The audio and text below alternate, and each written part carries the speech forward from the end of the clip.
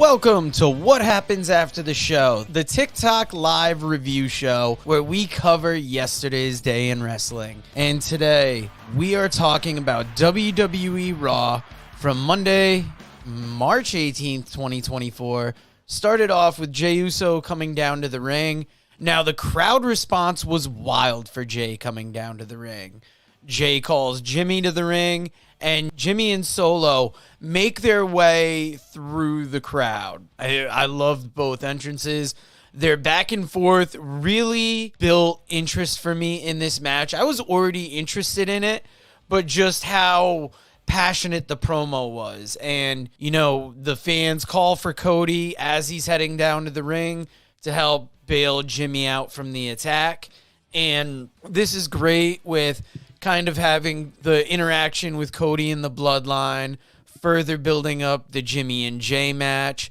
Out of this great opening segment, we went to a video featuring the Last Woman Standing match. Just production value through the roof on this, getting you ready for what's going to end up being the main event of the show tonight. Cuts to Becky arriving at the arena, and the first actual match of the night we are getting is DIY versus the Creed brothers. This is a tag team qualifying match. When they return from the break, Adam Pearce is on a phone call and gets interrupted by Paul Heyman.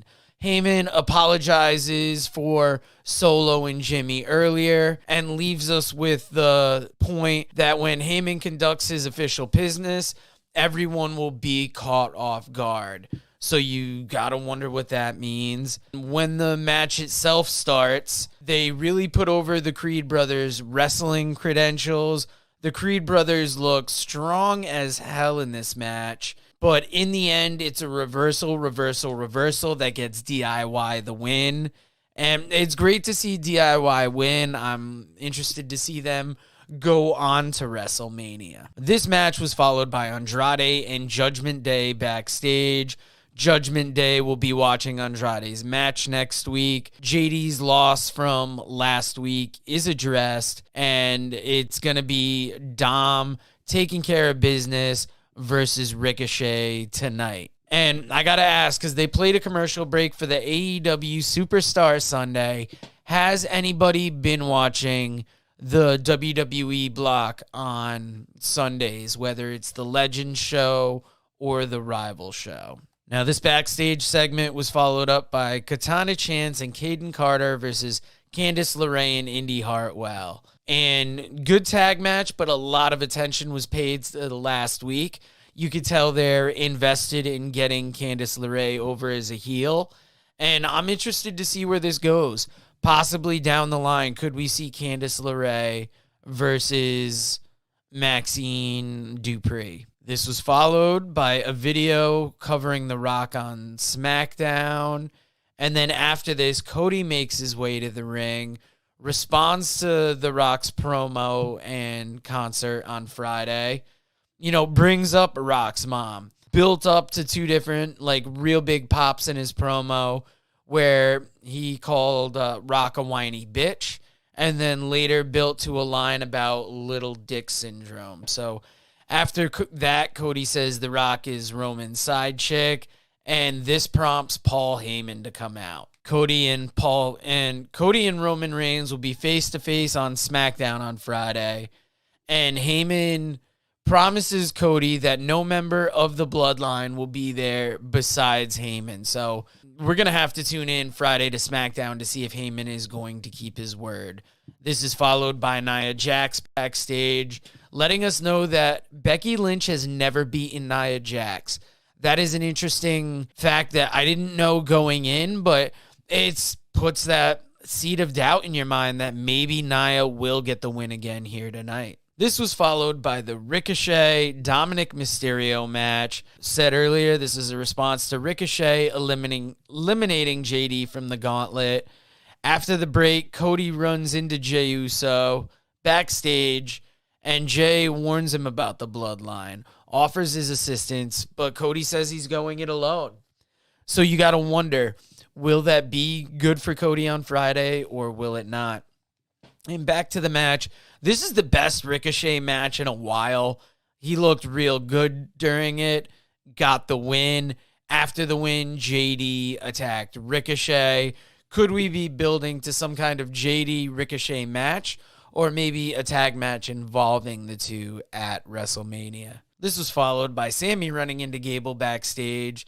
Sammy comes up to Gable, tells him it was an honor last week, and you could see Chad is kind of cold to him. Gable says this WrestleMania thing meant more to Chad than it did to Sammy, and Gable tells Sammy that he can't beat Gunther. And, we follow Sami Zayn out to the ring, and it's the Sami Zayn-Gunther contract signing. Gunther starts off by saying this is the biggest contract signing for the biggest prize, and Sammy's dressed like any random person in the crowd.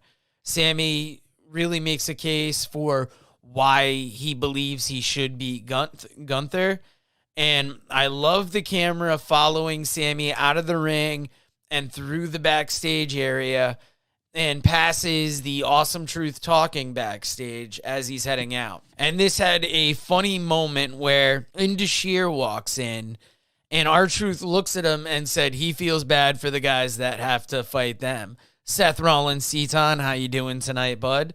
Double tap that screen if you like this review. Share so we can get more people in here. And you got to remember, you can only comment live if you're live on TikTok. So you got to follow us. Otherwise, we will be putting the footage up on our podcast feed, on our video feed. But to comment, you got to be here live. And this match was followed by Awesome Truth versus Indashir. Indashir looked like killers in there. They had some offense till Truth went on a run. Truth got knocked back onto a member of Indashir. Ended up getting the win for his team. Awesome Truth goes on. This was followed by we return to Sammy and Chad backstage. Sammy asks Gable why he doesn't think Sammy will beat Gunther. Gable talks about Sammy always taking the window of opportunity in his matches, and he really needs to change his mentality to get the win. This is followed by a CM Punk comeback video. CM Punk promises he will be at WrestleMania. This is followed by Drew McIntyre making his way to the ring. Seth comes out like right as Drew is making his way down the steps. Seth starts off his promo by professing himself a spotlight junkie. Drew is just sick of the joking around, tells Seth that he will beat him at WrestleMania. And right now, all Drew cares about is Seth making it to WrestleMania so Drew can get the moment that he earned. We follow this up with Becky Lynch backstage, asking the camera, why would she risk it all? She tells us she's always taken risks, and she will be the last woman standing tonight. So another great backstage promo hyping up this match. And we go from Becky Lynch backstage to New Day versus Alpha Academy. And Otis started off with Woods, really showed off his power. It was a fairly even match throughout. You see Otis doing more for Alpha Academy than Tozawa. New Day gets the win when Woods hits Tozawa with the limit break. So New Day moving on. It's great to see this ladder match taking more shape at WrestleMania. We followed up this match where we go back to Becky Lynch backstage, and this time Liv Morgan walks in. Becky asks Liv if she has to keep an eye out for her. Liv says tonight Becky has Nia all to herself. And I don't know if anybody else had this. I was watching this on the Sling app, but there was a weird audio issue with someone else's audio bleeding through while Liv talked. Followed this up by Cody running into Seth backstage. Seth, much like Jay earlier, asks Friday one-on-one. Cody says one-on-one and, moves on. So we're really possibly going to get Cody Rhodes confronting the Bloodline by himself Friday. And the main event of Monday Night Raw tonight, Becky Lynch versus Nia Jax, last woman standing match. And this was a really good Raw-style hardcore match. Nia put a beating on Becky and really made it look like Becky's WrestleMania chances could be in jeopardy. My favorite move that Nia did was Nia put a chair across Becky Lynch's neck and then sat on it. You would get the idea that Becky would be trapped here for that 10 count on the last woman standing match. But there's a kendo stick in the ring. Becky starts brutalizing Nia's back with it. I'm going to say this is the match that turned my opinion of Nia Jax around. I was never been too, particularly impressed with her in the ring, but this match, I'm interested to see where Nia goes next, because I thought this really brought her out as that impossible goal that you have to beat. And in the end, Becky beats Nia with a leg drop off of a ladder through an announce table and gets the win. So that was Monday Night Raw tonight. I'm looking forward to seeing what WWE NXT does tomorrow night, because they are also ramping up to a WrestleMania weekend event with Stand and Deliver. It's going to be interesting to see what AEW does Thursday night on Dynamite, because you've got Christian Cage versus Adam Copeland for that TNT Championship in an I Quit match. You have Eddie Kingston versus Kazuchika Okada for the Continental Crown Championship. And one thing that I'm going to compare Raw to Dynamite last week, they did both feature women in the main event. The reason why Raw has the edge, besides just being a wild match, is that even though I like all the competitors that are in the AEW match, it really wouldn't have had that main event spot had Sasha not debuted there. And I'm a big Willow Nightingale fan, but her and Riho, I don't know if it would have been there were it not for that. So great to see women's matches main eventing shows, no matter if we think they should be there or not. I'm just a guy giving my opinion, and if you want to catch my opinion, subscribe, follow our TikTok channel. That way you can comment live, have your comments read, like Seth Rollins / Seton is watching the NXT right now. Thank you for joining us. Come back and see us tomorrow, where we will talk about NXT. Come back Thursday, where we will talk about Dynamite, and we might even talk TNA on Friday. But we will have to see. Game Up Hard Hydration. They are our sponsor. They have been great to us. And if you haven't tried Game Up, it's like your favorite sports drink and your favorite seltzer kind of get together. It's great. It's full flavor, 110 calories, comes in an 8-pack, 4 great flavors. Dave, why don't you tell them what flavors come in the pack? Talking fruit punch, orange, lemon lime, and grape. Grab them and support them, because they support us, and we appreciate Game Up for supporting this podcast, man. Yeah, and if you're in the Eastern Connecticut area, you can get them at the Petromax in Griswold, Connecticut. You can get them at La Bella 2 in Uncasville. You might even be able to get them at the Lisbon Package Store next to Better Value. Don't hold me to that. I haven't been in there yet. I didn't know you could get them at Petromax. I'm pretty excited about that, actually. I just saw that the other day. I don't have to drive to Uncasville for them anymore. I'm very happy. What I am also, I don't know if I'm happy or sad about this, is the unfolding storyline between Sami Zayn and Chad Gable. I know I jumped the gun on the graphics, Dave, but this was so big because we saw Sami win the gauntlet match last week. And a lot of people, I think, wanted Gable in that spot. And at first, I think last week you asked if Gable was turning heel. And I didn't see it as much. I kind of thought okay, Dave's kind of reading into this. But this week, we saw it looks like they're subtly getting into it more. What did you think of how that unfolded on Monday?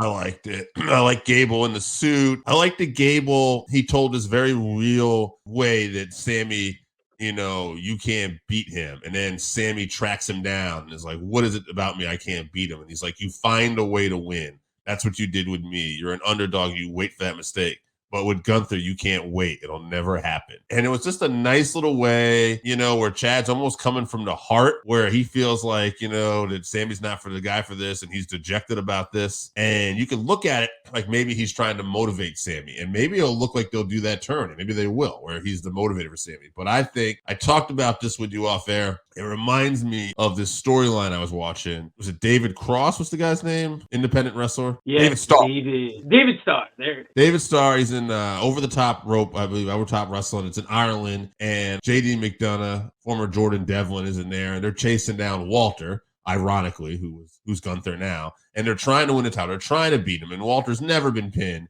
And Devlin's about to pin him, and David Starr cost him the match at the last second.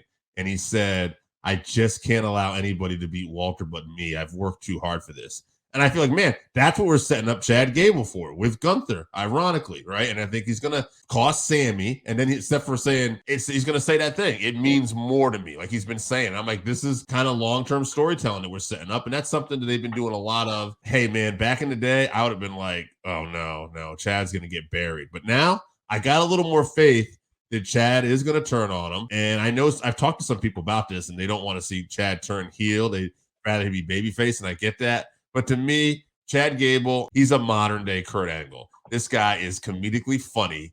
He's got great intensity, and he can kill it in the ring. So as long as they're giving him the ball to run with it, I don't care if he's babyface or heel. I'm just happy the guy's finally getting a push, and he's out of basketball shorts and calling himself Shorty Drew. Yeah, we've had a lot of people talking to us on TikTok about what we think could possibly unfold for different situations at WrestleMania. And this is probably the first year in a while that it's almost hard to predict exactly where things are going to end up, because the storytelling's been so good and you haven't necessarily been swerved, but sometimes they'll introduce an element to the story that you might not have expected, and it kind of changes how the outcomes should be. So it's going to be very interesting to see what actually happens. Yes, that you could go a couple different ways. Welcome to What Happens After the Show, where we discuss the prior day in wrestling. And today we are talking WWE NXT from 3/19/2024. The show started off with Roxanne Perez versus Tatum Paxley. Tatum is fighting for Lyra Valkyria, who Roxanne Perez had previously attacked. Perez attacked Tatum in the entryway. This was a very hot start to NXT. In the end, Roxanne Perez wins with a crossface. She calls Ava out to the ring to give her the title she never lost, and Lyra Valkyria ends up making her way down to the ring instead and fights Perez with her arm in a sling. Now, Perez took off the sling, put Valkyria in a crossface, and held the championship over Valkyria afterwards. So it seems like we're setting up for a ladies title match at Stand and Deliver. This segment was followed by the metaphor backstage. Noam Dar says Trick attacked them from behind. Dar will stay ahead of Williams this week. Otis and the Alpha Academy make their way in, and Otis tries to get a kiss from Lash. She turns him down, and that's setting up for our main event later, where it's going to be Noam Dar versus Trick Williams. We followed this up by, we go to see Lyra with the medical staff backstage. The trainer's trying to talk to her, but Lyra keeps saying she's fine.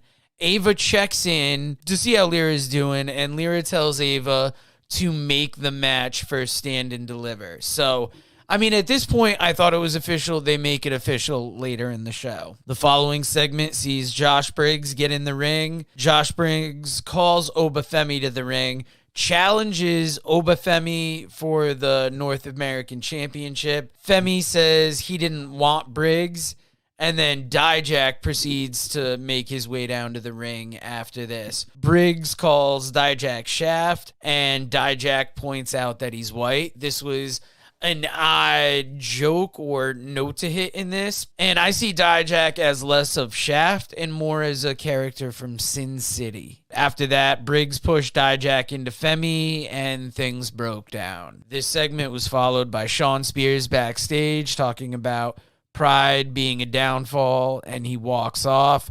We see Gacy hiding in the back there. Interesting promo from Spears. I like kind of what they've been doing with him since he came back. Let us know in the comments what you think of Sean Spears' return to NXT. And remember to comment.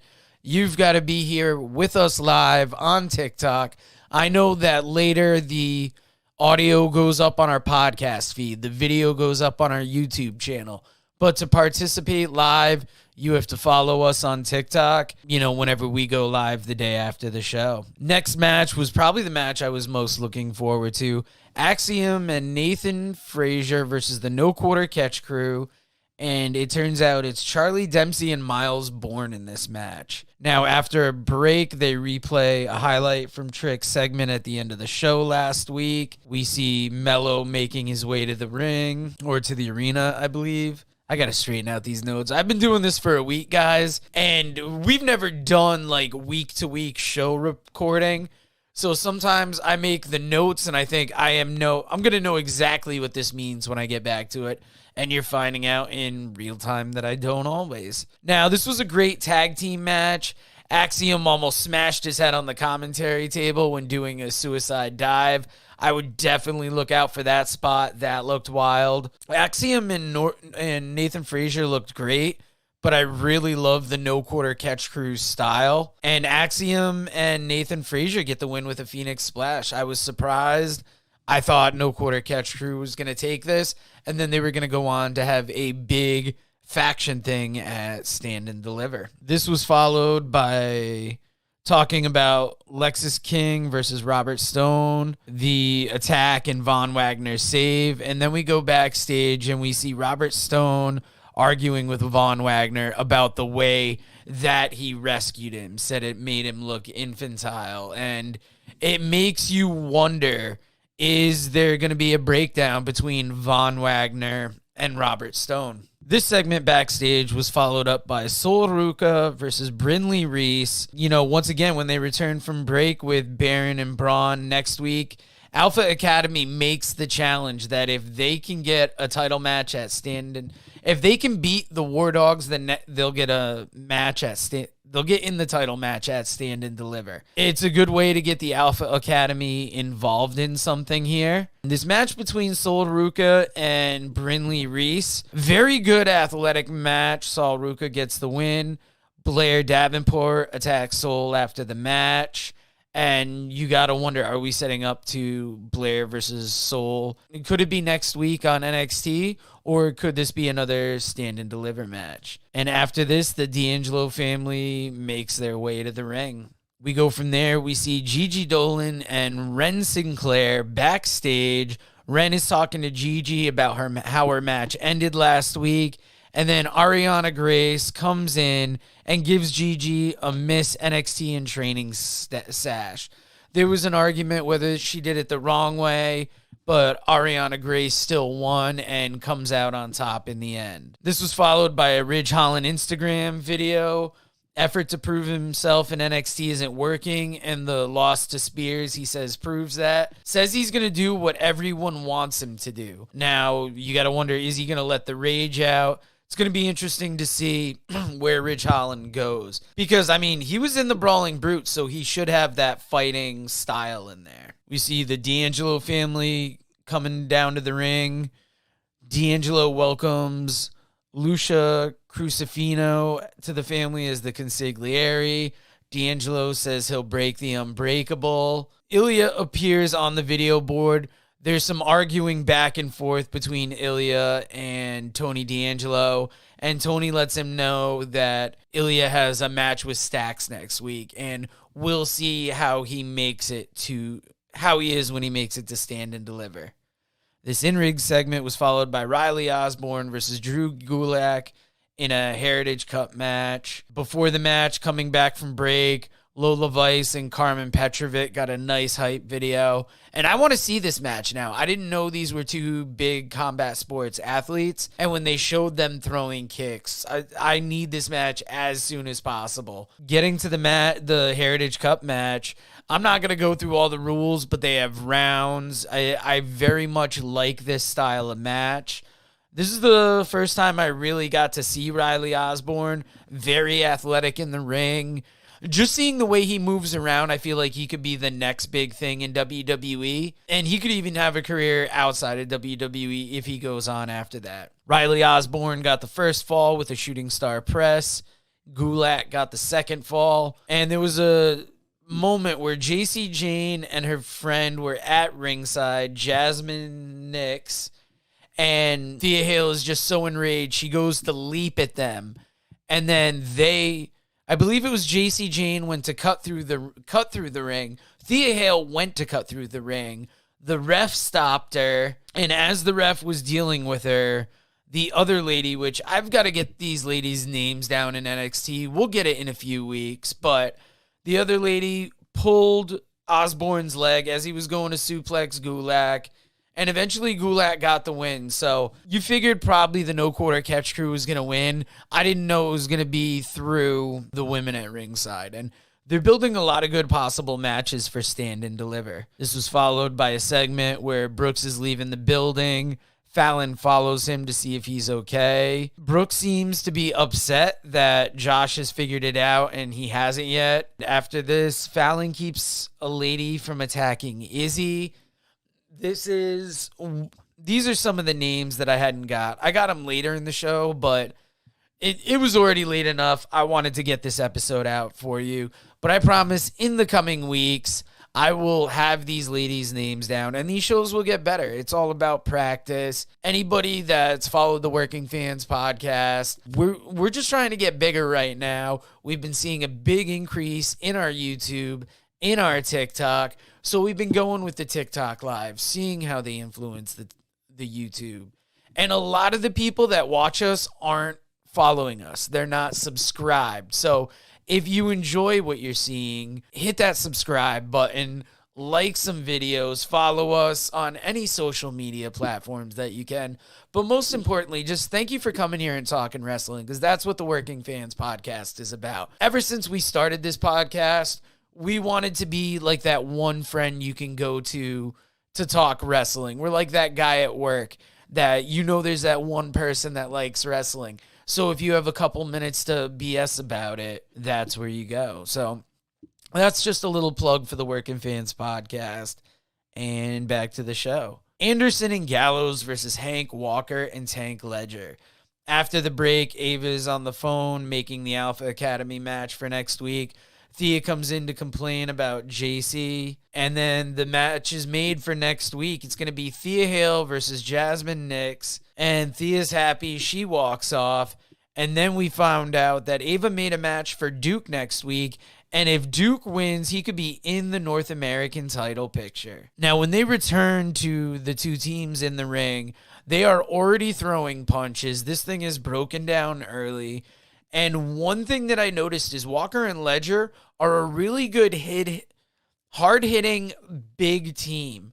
They're the perfect team to be in there with the OC, and they really look like they contended with the OC. Eventually, the Good Brothers get the win with the Magic Killer, and next week it'll be OC versus LWO versus Axiom and Nathan Frazier to see who goes on to the NXT Tag Team Championship match at Stand and Deliver. I'm excited for that tag team championship match, but that three-way tag match next week is going to be wild as well. This segment was followed by Trick Williams backstage, says he's treading light and making his own decisions since the split with Mello. If Mello shows his face tonight, Trick will whoop on him. Final match of the night, Trick Williams versus Noam Dar. After break, Kiana James and Izzy Dame run into JC Jane and Jasmine Nix backstage, and JC and Jasmine are complaining about Thea Hale. Fallon Henley and Kalani Jordan come in for the attack. They announce the matches on next week's card. In addition to the tag match, you've got Ilya Dragunov versus Tax.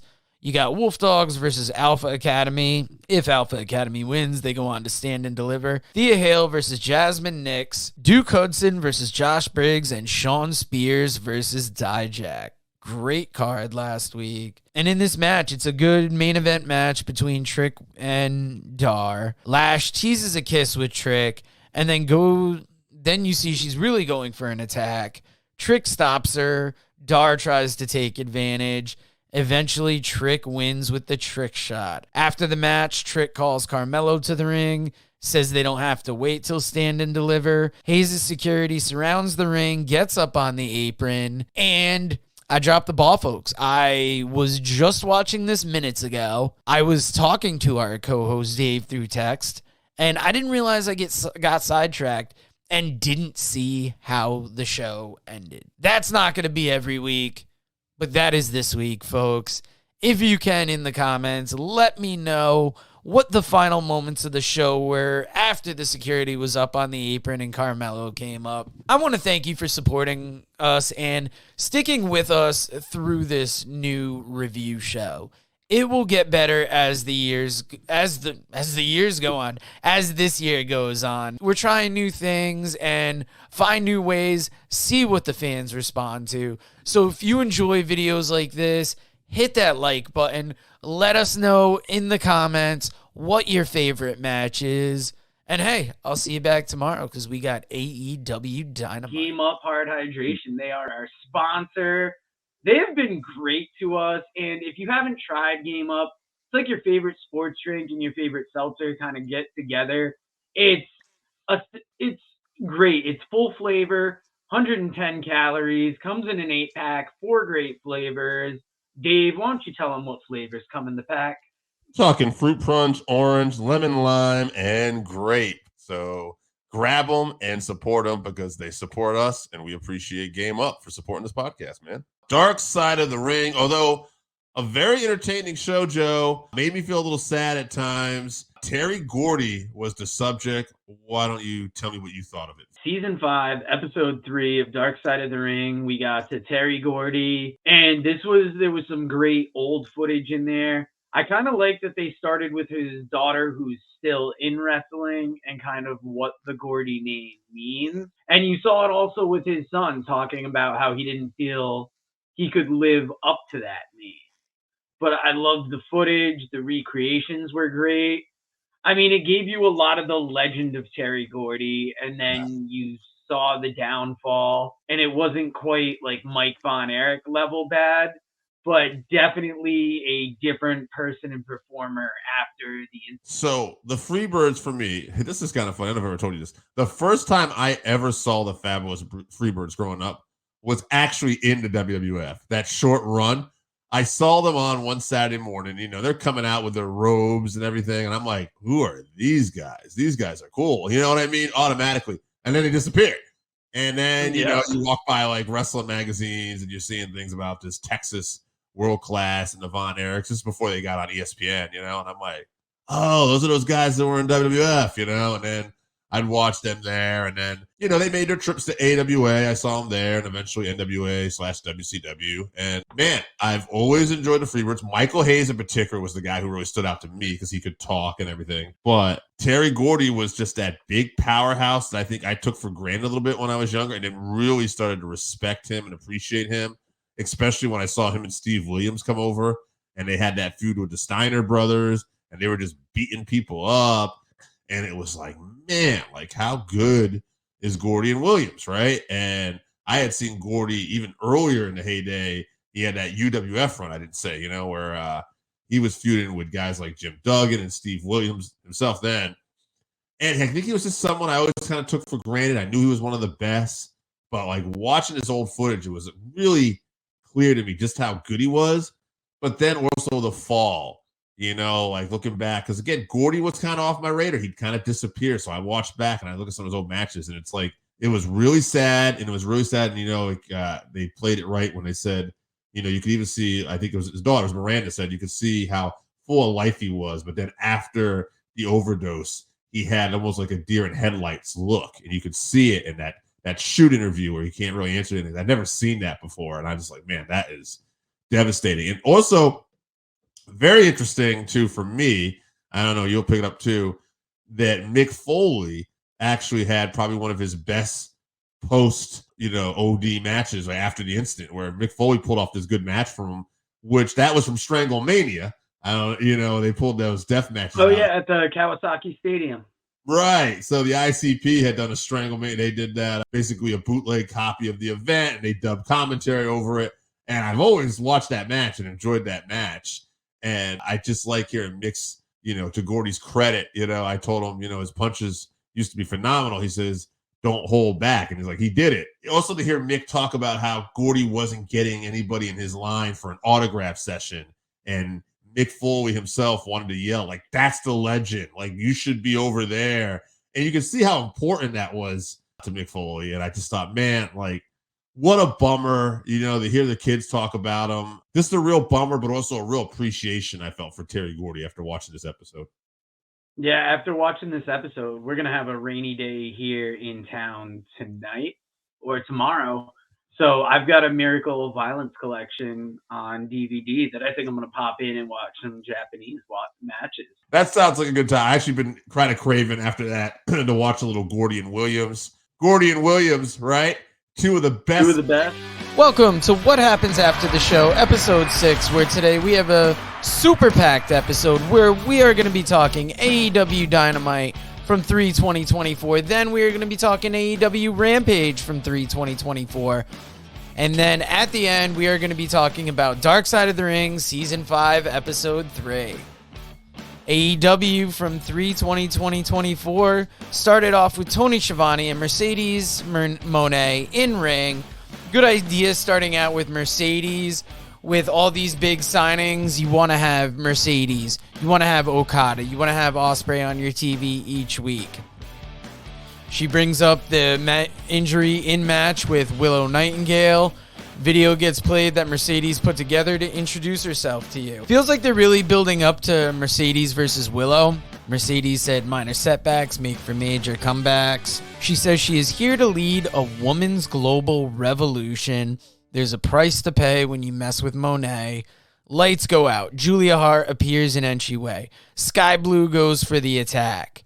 Mercedes hits her with a lung blower. Julia Hart comes in, and they escapes before getting hit with a moneymaker. When Julia and Sky go for chairs, Statlander and Willow come out for the save. Lights go out. Julia and Sky disappear, and when the lights come back on, it looks like Willow is going to hit Mercedes with the chair. It makes sense to pair Mercedes with Willow since they had the match in New Japan Strong, but I almost thought for sure that with Tony bringing in Mercedes, he was going to put her right up against Tony Storm, much like in Okada's situation. And speaking of Okada, Alex Marvez was backstage trying to get word with Kazuchika Okada.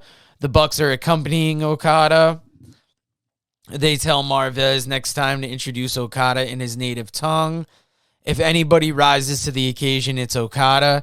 And since it's Continental Championship rules, the Bucks cannot be ringside. So they're going to be at the gorilla position with Tony Khan, and Okada's coming for Eddie's title. And first match of the night was Kazuchika Okada versus Eddie Kingston for the AEW Continental Championship. This was a great opening match. I love seeing Renee ringside giving insights as Eddie makes his way to the ring. We see a shot of Tony Khan backstage with the Bucks at the gorilla position. And I can't believe they're promoting things in the picture-in-picture. Even though you can see it, it's so small, but you can't hear the announcers. So I think AEW is really asking a lot putting that in the picture-in-picture. Eddie is getting to honor Japanese wrestling in AEW. It's great to see all the different matches he's had. And this match really honored Japanese wrestling here, but Okada hits the Rainmaker and wins the AEW Continental Championship. The Bucks are celebrating in the gorilla position, and it almost seems like they're celebrating in Tony Khan's face. Couldn't really tell there, but after that, we see Pat come out and faces off with Okada in the entryway. So it looks like we're getting Okada's first Continental Championship opponent. Then it goes to backstage with Swerve Strickland. Swerve talks about being inspired by Mike Tyson sparring, wants to spar himself, and he is offering an open challenge tonight. We then see Renee Paquette backstage with Chris Statlander, Willow Nightingale, and Stokely Hathaway, talking to them about the Rampage main event that is immediately following Dynamite, which is a Toronto street fight. How is tonight going to be different than any of the other times they faced these ladies?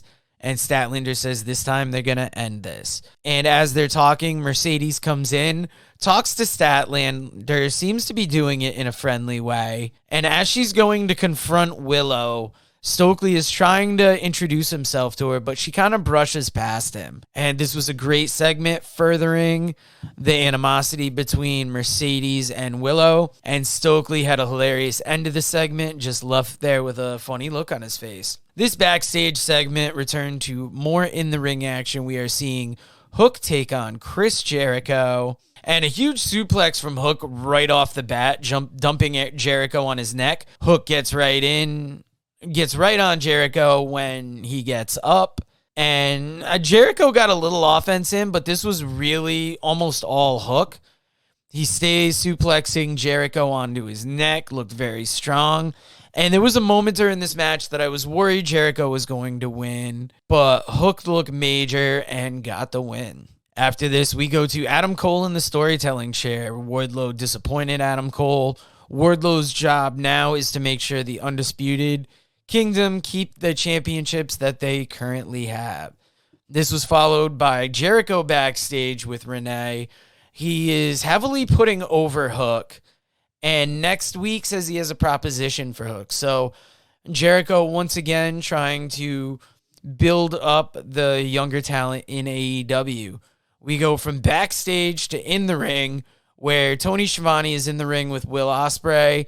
These segments have really helped make Ospreay over in AEW if he wasn't already.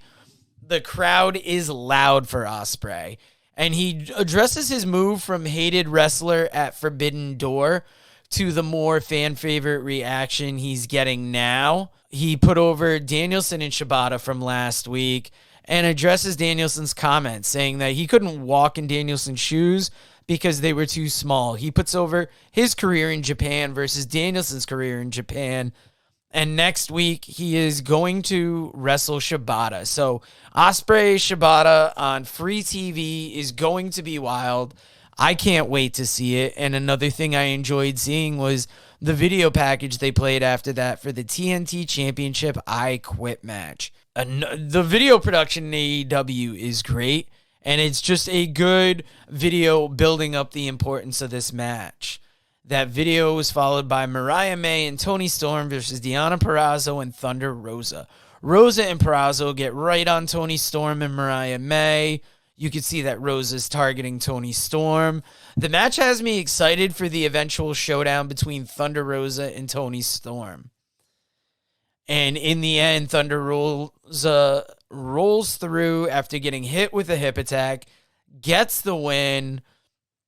And yeah, like I said, this match did a lot to having me look forward to what that women's championship match is going to be when it happens. After this, Swerve comes to the ring for his open challenge, and the Butcher responds to the challenge. He wanted a big man, and he got it. Swerve started with a headbutt, was dominant after that. The Butcher had his moments, but in the end, Swerve wins with a modified short arm scissor. Swerve gets on the mic after the match, says he's going to take out security week after week after week until Joe gives him what he wants. Joe comes out, and as Joe is about to give Swerve what he wants, Don Callis comes out, and the crowd is so loud when Callis makes his way to the ring, saying that Takeshita deserves just as much of a shot as Swerve. So next week, he proposes Swerve versus Takeshita, and we see the rest of the matches we're getting for next week. We are getting Young Bucks versus Private Party in the tag team tournament. We are getting Shibata versus Ospreay. So AEW is starting to do a very good job of building up the next week's show before it's there and getting you excited for it, not just giving you a couple days on that. In the main event, Adam Copeland versus Christian Cage, I Quit match for the TNT Championship. Copeland goes for the first move, but Christian got right on him. Copeland soon got control, and this was wild brawling all over the arena. This had weapons. This had people. It felt a little overbooked, but in the end, it was a wild match. And one notable spot that I liked was Copeland and Cage fighting in the crowd. They make their way to a penalty box. Copeland grabs a Bruins jersey off someone and puts it on Cage. After that, he grabs a Maple Leafs jersey from someone else in the audience and puts it on himself. And then we have a good old-fashioned hockey fight in the penalty box. A lot of action in this match. At one point, Christian did a crossbody off the top rope that looked like he banged his head. Coming back from the break at one point, Copeland launched Cage off the stage. In the end, Copeland won after repeatedly kicking Cage in the nuts when he was handcuffed in the corner. And then he took out Spike, hit him in the nuts, and then went to hit him in the head when Cage finally quit. So, Wild AEW Dynamite. Adam Copeland got the TNT Championship in his hometown versus his best friend. So this was a great match, great show. I enjoyed it. Now, there was a little overrun on Dynamite, so it bled into Rampage.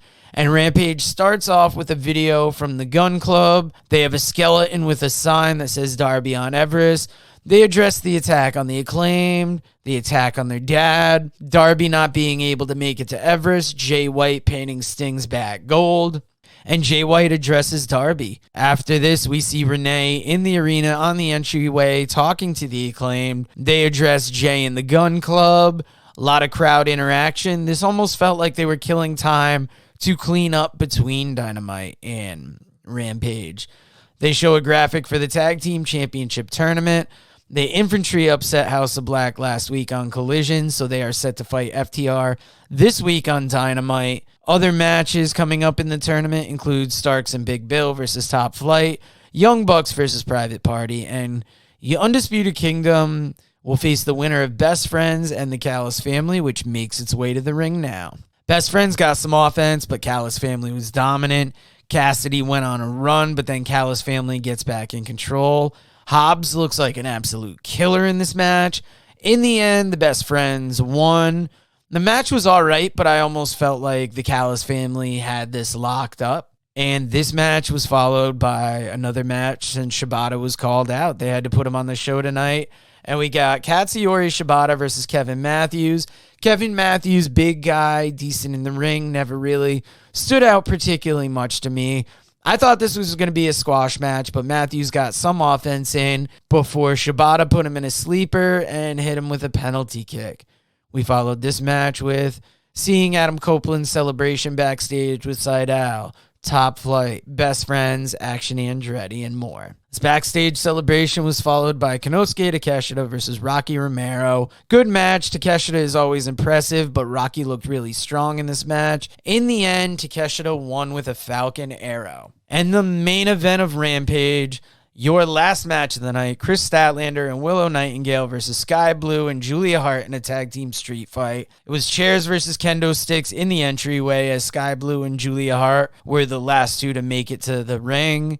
Julia Hart hit Sky Blue with a spike on accident at one point. Interaction between Tony and Stokely is hilarious on commentary. Julia Hart taps out Chris Statlander with Heartless. Great main event. Willow Nightingale looks super strong throughout this whole thing.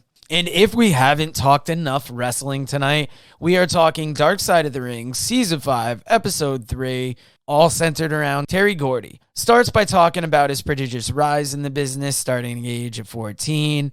You know, they start, the first talking head they introduce you to is Miranda Gordy and her talking about how she's expected to be as good as her dad. Next, we meet Ray Gordy, who didn't use the Gordy name in WWE because he didn't think he could live up to it. As with any of the episodes so far in Dark Side of the Ring, I love all the old pictures. I love the old footage. You have Cornette as the history talking head, and Jimmy Garvin kind of giving you firsthand experience of being in a team with Terry Gordy and kind of a little bit more of the wrestling story about it. We're not going to cover all the beats. It was great when they covered Von Erichs versus Freebirds, the Freebirds being one of the first to use music.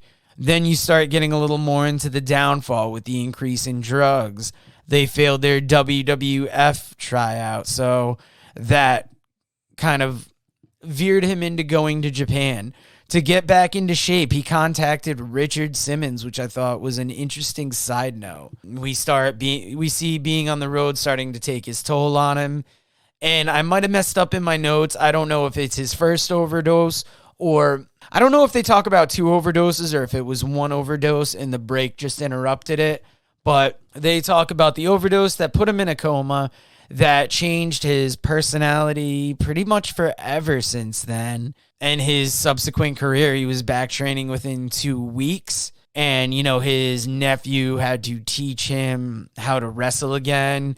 He did some time in ECW. They covered his final WWE stint where he was the executioner. But his drugs and his behavior was getting worse, so they knew it wasn't a situation they could keep going. And they end with a big story of Ray was supposed to tag with his dad. Ended up he couldn't make it to the show. And then he finds out the next day that his dad is not in a good way and dies before Ray can get there. Died at 40 of congestive heart failure due to a blood clot. Another great episode of Dark Side of the Ring. Another big week of wrestling. You know, if you enjoy what you hear here and you want to participate in these lives, go follow us on TikTok.